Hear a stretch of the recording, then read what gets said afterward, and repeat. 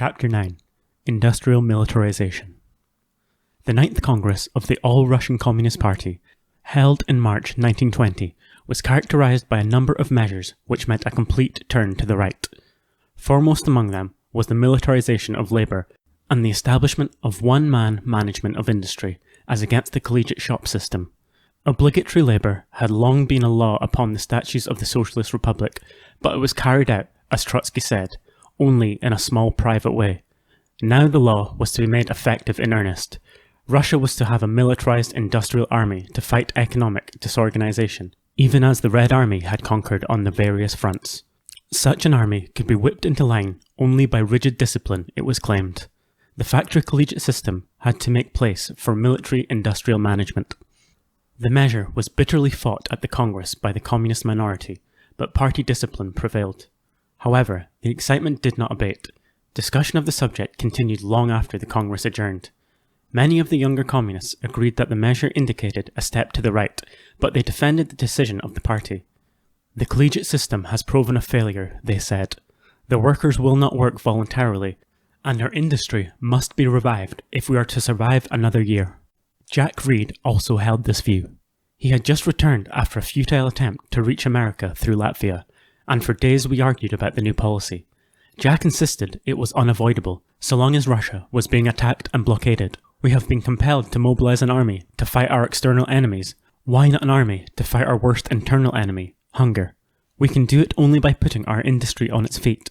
I pointed out the danger of the military method and questioned whether the workers could be expected to become efficient or to work intensively under compulsion. Still, Jack thought mobilization of labour unavoidable. It must be tried anyhow, he said. Petrograd at the time was filled with rumours of strikes. The story made the rounds that Zinoviev and his staff were visiting the factories to explain the new policies, were driven by the workers from the premises. To learn about the situation at first hand, I decided to visit the factories. Already my first months in Russia, I had asked Zorin for permission to see them. Lisa Zorin had requested me to address some labour meetings, but I declined because I felt that it would be presumptuous on my part to undertake to teach those who had made the revolution. Besides, I was not quite at home with the Russian language then. But when I asked Zorin to let me visit some factories, he was evasive. After I had become acquainted with Ravitch, I approached her on the subject, and she willingly consented. The first works to be visited were the Putilov, the largest and most important engine and car manufacturing establishment. 40,000 workers had been employed there before the war. Now I was informed that only 7,000 were at work. I had heard much of the Putilovsi. They had played a heroic part in the revolutionary days, and in their defence of Petrograd against Yudenich. At the Putilov office, we were cordially received, shown about the various departments, and then turned over to our guide. There were 4 of us in the party, of whom only 2 could speak Russian. I lagged behind to question a group working at a bench. At first, I was met with the usual suspicion, which I overcame by telling the men that I was bringing the greetings of their brothers in America. And the revolution there? I was immediately asked. It seemed to have become a national obsession, this idea of a new revolution in Europe and America. Everybody in Russia clung to that hope. It was hard to rob those misinformed people of their naive faith. The American Revolution is not yet, I told them, but the Russian Revolution has found an echo among the proletariat in America. I inquired about their work, their lives, and their attitude toward the new decrees. As if we had not been driven enough before, complained one of the men. Now, we are to work under the military negaika, whip. Of course, we will have to be in the shop, or they will punish us as industrial deserters. But how can they get more work out of us? We are suffering hunger and cold. We have no strength to give more.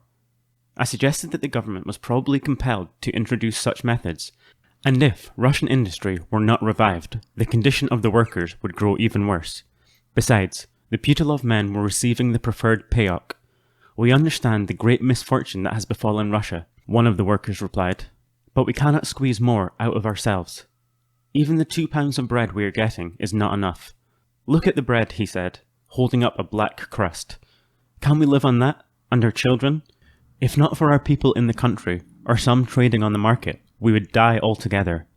Now comes the new measure, which is tearing us away from our people, sending us to the other end of Russia, while our brothers from there are going to be dragged here, away from their soil. It's a crazy measure, and it won't work. But what can the government do in the face of the food shortage? I asked. Food shortage, the man exclaimed. Look at the markets. Did you see any shortage of food there? Speculation and the new bourgeoisie, that's what's the matter. The one-man management is our new slave driver.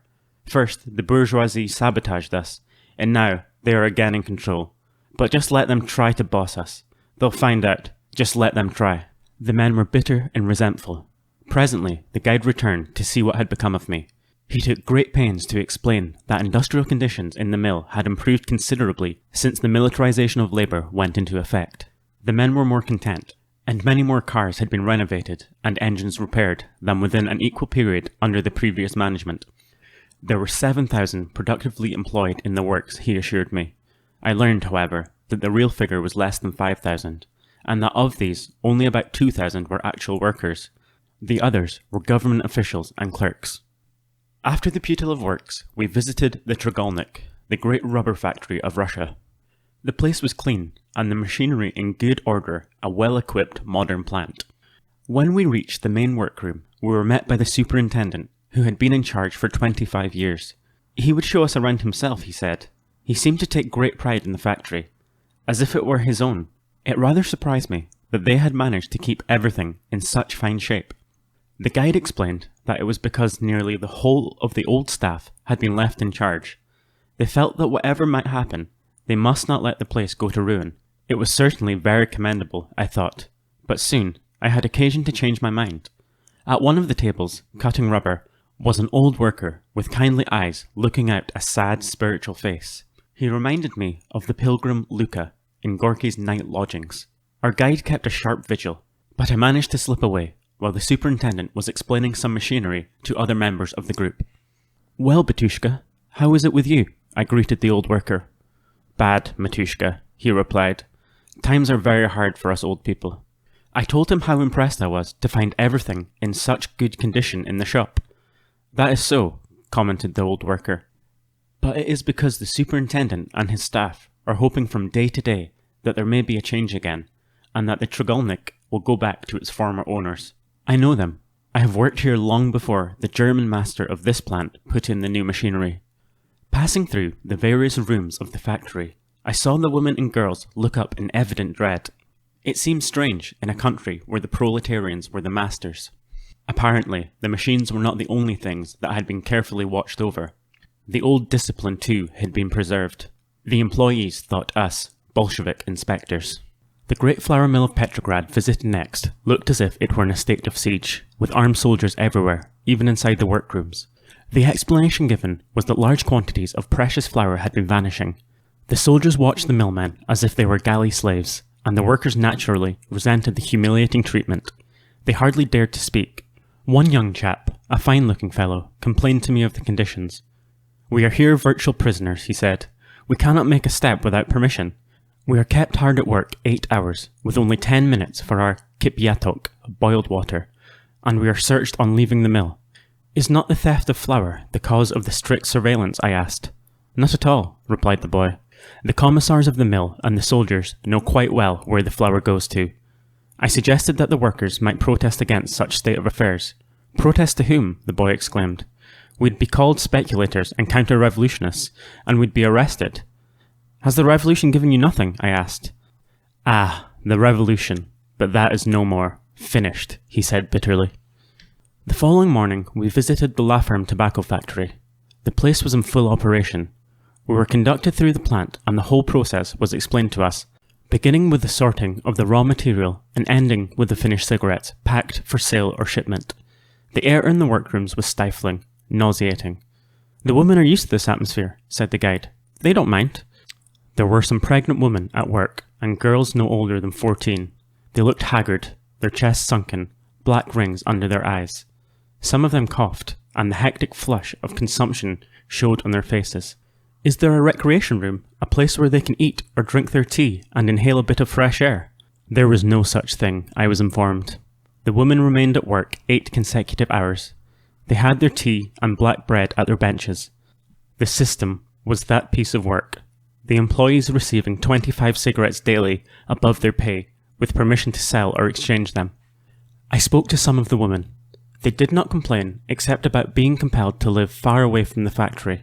In most cases, it required more than 2 hours to go to and from work. They had been asked to be quartered near the law firm, and they received a promise to that effect, but nothing more was heard of it. Life certainly has a way of playing peculiar pranks. In America, I should have scorned the idea of social welfare work. I should have considered it a cheap palliative. But in socialist Russia, the sight of pregnant women working in suffocating tobacco air and saturating themselves and their unborn with the poison impressed me as fundamental evil.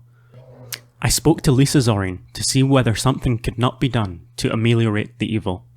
Lisa claimed that piecework was the only way to induce the girls to work. As to restrooms, the women themselves had already made a fight for them, but so far nothing could be done because no space could be spared in the factory. But even if such small improvements had not resulted from the revolution, I argued, what purpose has it served? The workers have achieved control, Lisa replied.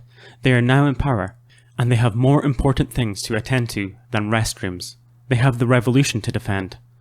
Lisa Zorin had remained very much the proletarian, but she reasoned like a nun dedicated to the service of the church. The thought oppressed me that what she called the defense of the revolution was really only the defense of her party in power. At any rate, nothing came of my attempt at social welfare work.